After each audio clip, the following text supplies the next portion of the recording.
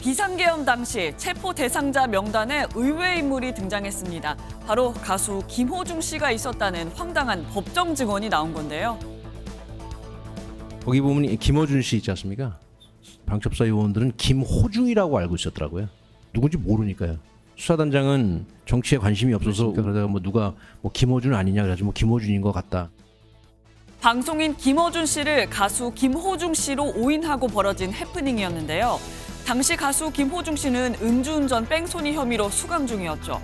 누리꾼들은 이미 구속된 김호중을 또 체포하냐, 저 증언이 사실이어도 사실이 아니어도 문제다 등 싸늘한 반응을 보였습니다. 체포 명단 자체가 그만큼 엉성했다는 주장이 받아들여질지 향후 재판 과정에서 중요한 쟁점으로 떠오를 가능성이 커 보입니다.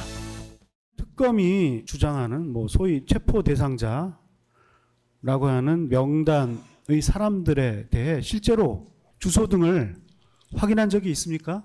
거기 보면 김어준 씨 있지 않습니까? 그 김어준 씨를 12월 4일 오후까지도 우리 방첩사 직원들은 방첩사 요원들은 김호중이라고 알고 있었더라고요. 명단을 쭉 얘기하니까 일단 이 사람이 누구냐 그래서 그 자리에서 인터넷을 열심히 찾아봤답니다. 왜 누군지 모르니까요. 그러니까 그 뭐 명단 자꾸 얘기하시는데 그 명단도 사실은 그 정도로 엉성하게 돌아다니는 얘기입니다. 네, 김어준이 아니라 김호중으로 알고 있었다. 체포조 명단에 김어준이 들어갔다고 하는데 우리는 잘 이런 걸 모르니까 방첩사 요원들은 12월 4일 오후까지도 거의 계속이었던 거죠. 이 계엄이 해제되고 난 이후에도 한참 동안 김호중인 줄 알았다라고 지금 얘기를 하고 있어요.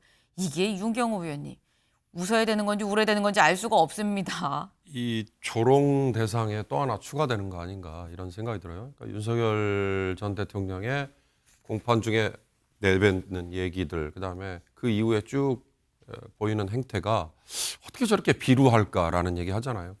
부하들에게 책임 다 떠넘기고 내가 조금만 가라고 그랬는데 김영현 장관이 너무 많이 가더라.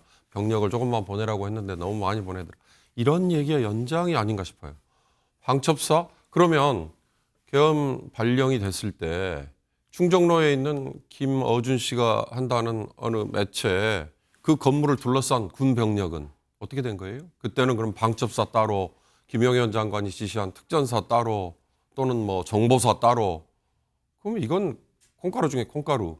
그러니까 방첩사령관이라는 저자가 중앙고등학교를 나왔다는 그 이유 하나만으로 저 자리에 앉아 있었다는, 정말 능력도 없고 자격도 없었던 자에게 대한민국은 방첩사령부라는 어마어마한 조직에 책임을 맡긴 것밖에 안 되는, 본인이 매를 벌거나 또는 조롱의 하나의 대상이 또 되는 얘기밖에 안 되는 거 아닌가. 김호중이라는 가수로 알고 있었다. 저는 그거보다는 여인영 저 방첩사령관이 아마 재판 중에 한 얘기인 것 같아요. 그 명단은 어떻게 본인이 작성을 해서 홍장원에게 줬느냐라는 얘기를 했을 때 짐작할 수 있는 분이 줬습니다라고 얘기했잖아요. 그 얘기는 윤석열 대통령이 직접 지시를 했다는 것밖에 안 되지 않습니까? 그 얘기를 했던 사람이 이제 와가지고 우리 부하들은 김호중으로 알고 있었다. 그건 정말 또 하나의 비루함을 추가하는 모습이 아닌가라는 생각이 들어요. 네. 지금 이 체포조 명단을 대체 누가 불러준 거냐라는 걸 갖고 사실 지금 현재 진행되고 있는 내란 혐의 재판에서 좀 공방이 이루어지고 있는 상황이죠. 여기에 대해서 내가 했느냐, 나는 들었다. 재판에서 명확하게 해주세요. 나는 들은 겁니다. 내가 그냥 임의로 내가 얘기를 한 게 아니에요. 라고 얘기를 했었던 여인영 전 사령관. 참, 이 내란 재판 중에 가수 김호중 씨 이름까지 등장하는 이런 황당한 일까지 벌어지고 있습니다.